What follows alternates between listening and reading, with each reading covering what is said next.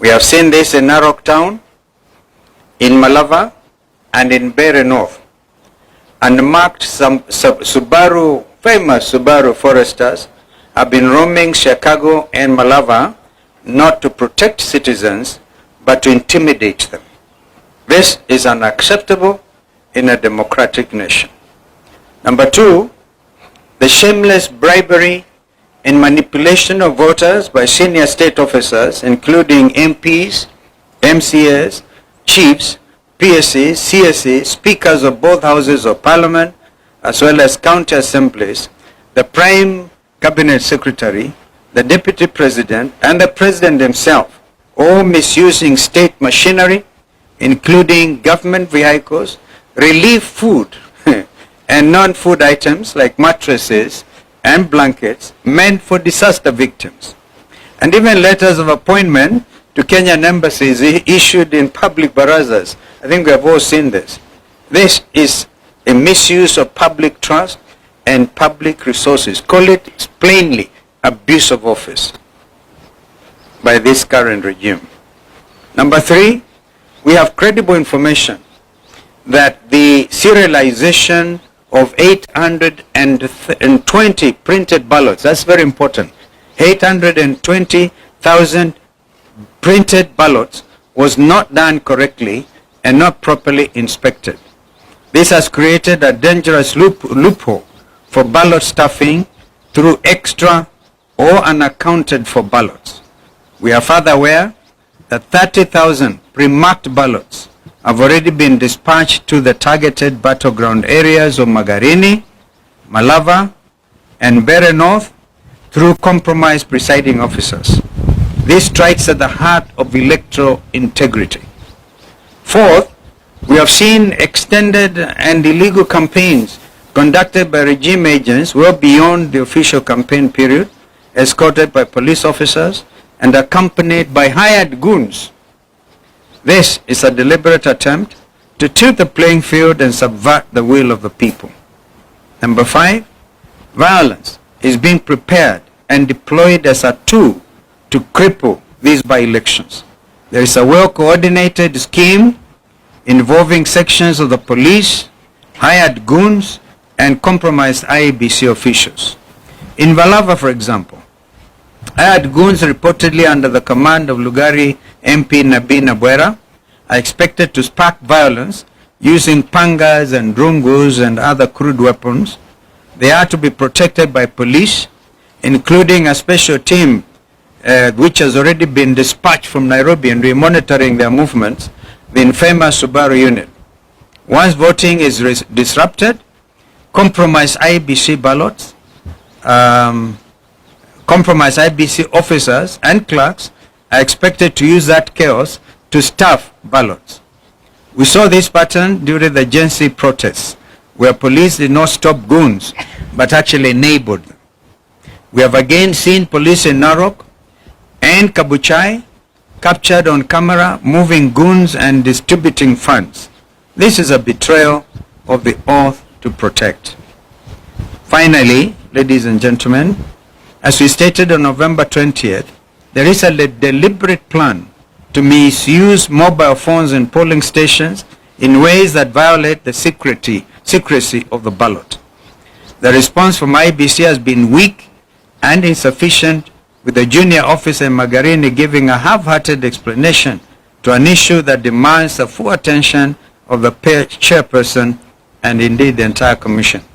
Their silence deepens our concern about the integrity of this institution at this critical moment. The IEBC, by failing to address the genuine concerns raised by the opposition and the media, and by neglecting to put in place the necessary remedial measures, continues to cast a long shadow over its own independence. This new commission now stands accused, not by us alone, but by its actions of presiding over a process whose credibility grows more questionable by the day. A democratic, free and fair election cannot be built on silence, on evasion or selective action. It must be anchored on justice. We therefore demand that the IEBC rises to the moment and A, confronts and overcomes the challenges facing this by-election. This is the first true test of the new commission. They must either overcome these challenges or be overcome by them, squandering the little trust Kenyans still hold. The commission must assure all Kenyans that it is not entangled with broad-based masters. B, to our supporters across the country, come out in large numbers and vote for all united opposition candidates. Remain peaceful, but also remain vigilant.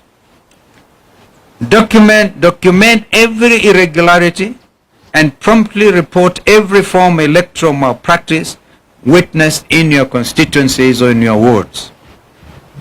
To our agents, you have been prepared for this day. Confirm that all ballot boxes are empty before voting begins. And check even any possibility of open windows where things could have been brought in and sneaked in. Do not abandon your stations until polling is fully concluded. Report every incident, from attempted inducements to photo taking inside booths to any form of voter harassment by police in uniform or in plain clothes. To the media, election observers and civil society organizations, please maintain maximum vigilance at all polling stations. Shine the light where others attempt to hide the truth. Expose every malpractice. This is what is expected of us as citizens of this country, that we have to dig in for democracy. E, the desperation of this regime is obvious to all. They are hanging by a thread. The writing is on the wall. The die is indeed cast. No amount of public money, no deployment of police, bullets or tear gas, and no intimidation of opposition leaders and supporters will succeed in silencing the will of the people. And to the broad-based operators clinging to their last straws, let it be known the people have already spoken. At this defining moment, we urge Kenyans to stand firm, stand peaceful, and stand together. Let us prove once again that no force, however desperate, can overcome a united and a determined people. The will of Kenyans is sacred. It cannot be bought, it cannot be bullied, or indeed it can never be broken. Tomorrow, let us vote with courage, guide the vote with vigilance, and move forward with faith, knowing that the truth may be delayed, but it cannot surely be denied. May God bless Kenya and all of us.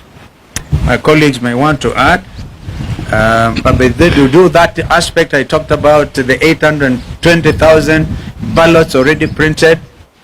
They were printed out in Greece, and the policy for by-elections has always been, you print locally.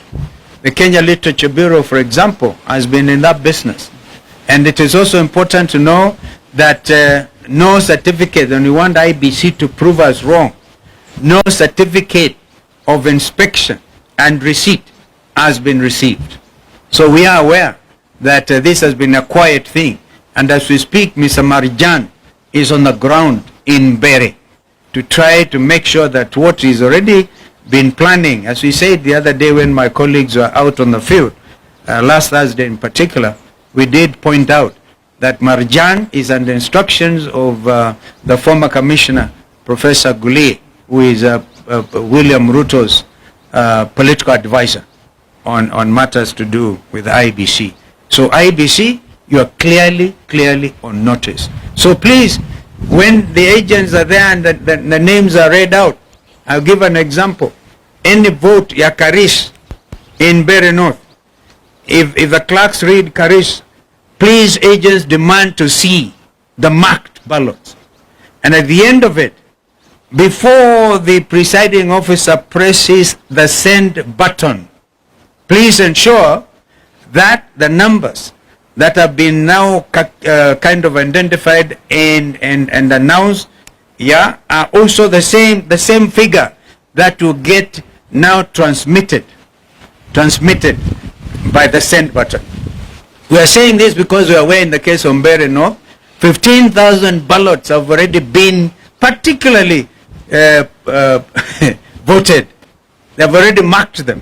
And so the idea is that they are going to make them, they all be met now at the constituency tallying center. And therefore, because of the lack of serialization, which you have talked about, yeah, anybody can mark and serialize everything. So we are pretty aware, and I must thank Kenyans. Kenyans are very, very smart. That's why my brother said they cannot be like some of our other neighbors. This is Kenya. Thank you.